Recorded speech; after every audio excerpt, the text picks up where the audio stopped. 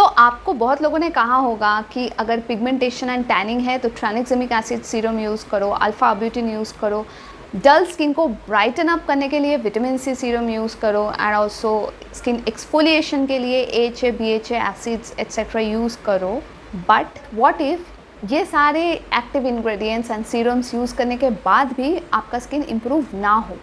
What if these products do not work? किसी किसी की स्किन तो विटामिन सी सीरम अप्लाई करने के बाद उल्टा और ज़्यादा डार्कन्ड हो जाती है, डल हो जाती है। तो ऐसा क्यों होता है एंड ऐसे सिचुएशंस में हमको करना क्या है?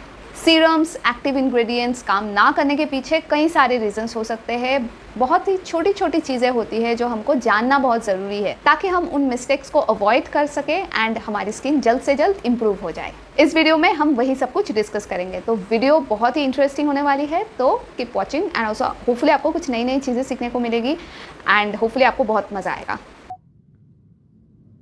लाइफ में कुछ चीज़ें हम सीखते हैं दूसरों से या बुक्स पढ़ के, एंड कुछ चीज़ें होती है जो कुछ सीख हमको मिलती है अपने पास्ट मिस्टेक्स से। हम खुद वो मिस्टेक्स करते हैं, सफ़र करते हैं एंड बाद में धीरे धीरे हम उन मिस्टेक्स से सीखते हैं।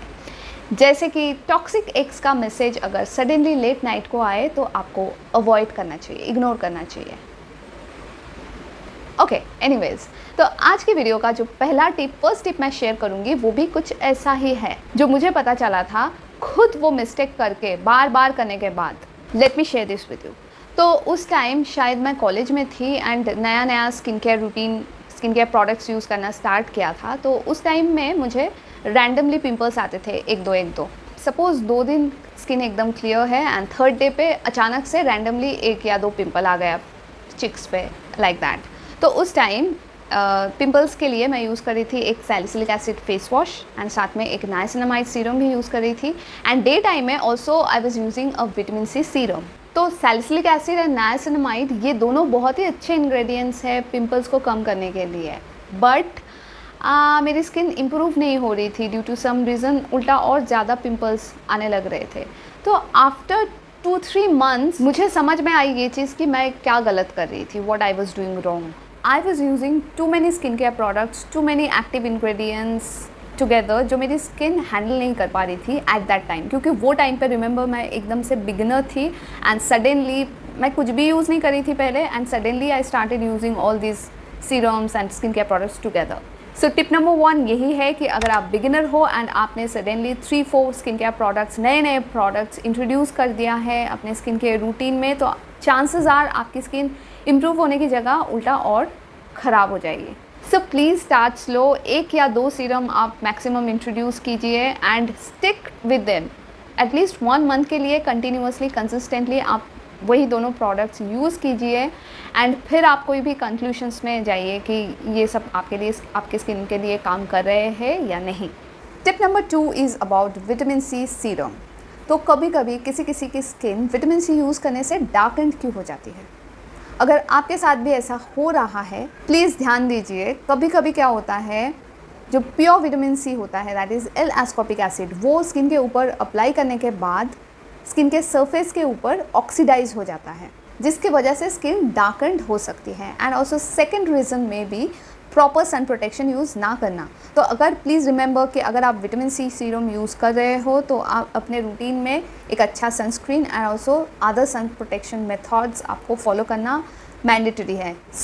अगर सनस्क्रीन वगैरह यूज़ करने के बाद भी आपको लग रहा है कि आपकी स्किन विटामिन सी यूज़ करने से डार्कन्ड हो रही है, तो इट्स टाइम कि आप ब्रांड चेंज कीजिए। आप कोई डिफरेंट ब्रांड का विटामिन सी सीरम ट्राई कर सकते हो एंड ऑल्सो आप कोई ऐसा विटामिन सी सीरम यूज़ करो जिसमें प्योर विटामिन सी यूज़ नहीं किया गया है, इंस्टेड कोई विटामिन सी डेरिवेटिव यूज़ किया गया है। विटामिन सी डेरिवेटिव्स कई तरह के होते हैं, जैसे ethyl ascorbic acid, sodium ascorbyl phosphate. ये सब डेरिवेटिव्स बहुत ही स्टेबल होते हैं, इजीली ऑक्सीडाइज नहीं होते हैं, तो इसकी वजह से आपकी स्किन शायद डार्कन्ड ना हो। Some example of brands are the minimalist vitamin C serum, the Dermaco vitamin C serum, deconstruct vitamin C serum. तो ये सारे सीरम्स में विटामिन सी डेरिवेटिव्स यूज़ किया गया है, जो आप बिल्कुल ट्राई कर सकते हो। Next tip number 3 is take a complete short break. But ये एडवाइस उन लोगों के लिए है जो लोग काफ़ी टाइम से, लॉन्ग ड्यूरेशन से, जैसे कुछ महीनों से स्किन केयर रूटीन फॉलो कर रहे हैं एंड फिर भी उनकी स्किन इम्प्रूव नहीं हो रही है। एंड स्पेशली ये टिप रहेगा उनके लिए जिनकी स्किन एक्ने प्रोन है, ऑयली एंड एक्ने प्रोन है एंड बार बार पिंपल्स, एक्ने आ रहे हैं जो कम नहीं हो रहे हैं, उनके लिए ये बहुत ही एक अच्छा टिप हो सकता है। तो करना क्या है, please stop using all of your skin care products, all the serums and actives at least for 1 week. क्योंकि ऐसा बहुत लोगों के साथ हुआ है कि जब भी वो लोग एकदम से स्किन केयर स्टॉप कर देते हैं 1-2 हफ्ते के लिए, तो उनकी skin naturally and dramatically improve हो जाती है। तो you can definitely try that, but please remember कि अगर आप इस ब्रेक टाइम में अगर आप बाहर जा रहे हो, सन में एक्सपोज हो रहे हो ज़्यादा, तो स्किन को कवर अप करना मत भूलिए। कोई स्कार्फ या हैट, अम्ब्रेला यूज़ करना मस्ट है, क्योंकि ऑब्वियसली सनबर्न एंड टैनिंग हमको नहीं चाहिए इस ड्यूरेशन में। Tip number 4 is please choose skin care brands that disclose there ingredient list. For example, ऐसे बहुत सारे मार्केट में विटामिन सी सीरम्स है जिनमें इंग्रेडिएंट लिस्ट आप चेक करोगे तो लिखा हुआ है विटामिन सी, बट ऐसा नहीं होता है। विटामिन सी के कई सारे फॉर्म से डेरिवेटिव्स है, जैसे L ascorbic acid, ethyl ascorbic acid, sodium ascorbyl phosphate etcetera, जो मेंशन होना भी बहुत ज़रूरी है, क्योंकि ये सारे forms of vitamin C same नहीं होते हैं, डिफरेंट तरीके से काम करते हैं एंड डिफरेंट बेनिफिट्स देते हैं आपके स्किन को। तो अगर कोई ब्रांड इंग्रेडिएंट लिस्ट छुपा रहा है, हाइड कर रहा है, इन दैट केस उन ब्रांड्स को मैं तो ट्रस्ट नहीं करती हूँ। I only trust brands that are transparent and that share their complete ingredient list. भले ही आपको इंग्रेडिएंट लिस्ट समझ में ना आए, आपको सारे इंग्रेडिएंट्स पढ़ना ना आए, it's okay, it's fine, at least see to it की इंग्रेडिएंट लिस्ट लिखा तो होना चाहिए। ब्रांड्स जैसे deconstruct, Dermaco, Foxtale, minimalist etcetera are some of the trustworthy brands that share their complete ingredient list. And tip number 5 is please include barrier friendly skincare products in your routine. Please take care of your skin barrier. तो often ऐसा होता है कि हम खुद notice नहीं करते हैं, बट हमारा जो स्किन बैरियर है वो कंप्रोमाइज्ड हो जाता है, डैमेज्ड हो जाता है। कैसे? हार्श स्क्रब्स यूज़ करने से, या high percentage chemical peels use करने से, या फिर high percentage vitamin C, even retinoids use करने से स्किन बैरियर टेम्परेरीली थोड़ा वीक हो सकता है। तो उससे क्या होता है, हमारे स्किन में जो एक हेल्दी लुकिंग ब्यूटीफुल ग्लो होता है वो मिसिंग हो जाता है।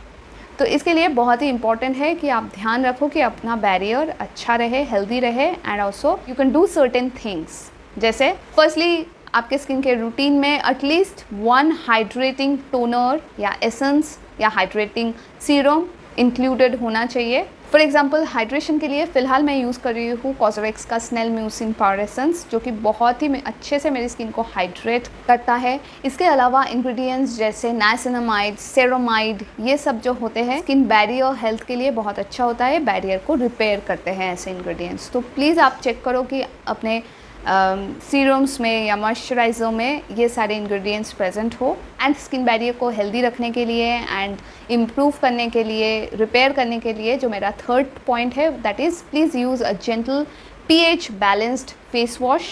अगर आपका फेस वॉश ज़्यादा हार्श है, अगर आपके फेस वॉश में harsh surfactants, harsh chemicals present है, तो वो अपने बैरियर के लिए अच्छा नहीं होता है। तो some face washes, some gentle face washes that I can recommend are the Cetaphil face wash, the Bioderma face wash, the Minimalist cleanser etc. इसके अलावा फेस को thoroughly क्लीन करने के लिए, स्पेशली अगर आप दिन में बहुत ज़्यादा makeup and waterproof sunscreen use करते हो, इन दैट केस नाइट टाइम में आप डबल क्लेंजिंग भी कर सकते हो। डबल क्लेंजिंग का मतलब होता है 2-step क्लेंजिंग, दैट इज़ पहले आप कोई एक ऑयल बेस्ड क्लेंजर या फिर क्लेंजिंग बाम से आप अपने स्किन को क्लीन करते हो, एंड आफ्टर दैट आप एक water based normal face wash से अपने स्किन को क्लीन करते हो। तो that is called double cleansing. Double cleansing बहुत ही अच्छा होता है कॉम्बिनेशन स्किन टाइप्स के लिए and also people with oily skin. So yes, you can try that also. तो guys, that's it for this video. I think these are some of the basic things that you can do अगर आपकी skin improve नहीं हो रही है तो। So thank you for watching this video. I'll see you soon with my very next video. For now, bye bye. Take care. Love you.